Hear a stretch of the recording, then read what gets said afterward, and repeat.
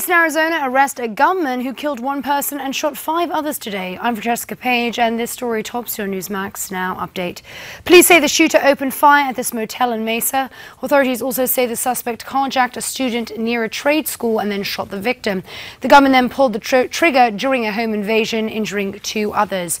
And General Martin Dempsey, chairman of the Joint Chiefs of Staff, testified on Capitol Hill today. He's defending the Obama administration's plan to boost the military's budget and warns less money could lead to more problems. We'll have less influence and we will be less responsive. Conflict will take longer to resolve and will create more casualties and cost more.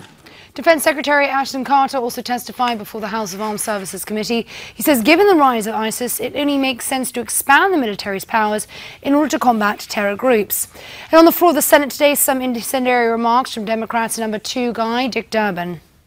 Loretta Lynch, the first African-American woman nominated to be Attorney General, is asked to sit in the back of the bus when it comes to the Senate calendar. That is unfair. Senate Majority Leader Mitch McConnell has delayed a vote and says he's waiting for Democrats to allow a vote on human trafficking bill. The Federal Reserve may be ready to raise interest rates. With continued improvement in economic conditions, however, we do not want to rule out the possibility that an increase in the target range could be warranted at subsequent meetings. But Federal Reserve Chief Janet Yellen says the rate hike won't occur until after the Federal Reserve meets in April. And U.S. officials in the U.S. Embassy in Tunisia are on high alert today following a terror attack at the country's National Museum. Employees have been accounted for, informed of the situation, and urged to avoid the museum and surrounding vicinity. At least 20 people are now confirmed dead in the capital of Tunis, including several European tourists. Back here in the U.S., Prince Charles and his wife Camilla are enjoying a royal visit to our nation's capital today. The royal couple are visiting some of the more famous landmarks on the National Mall, including Lincoln Memorial. They also toured the Martin Luther King Memorial, meeting with civil rights leaders Jesse Jackson and Congressman John Lewis.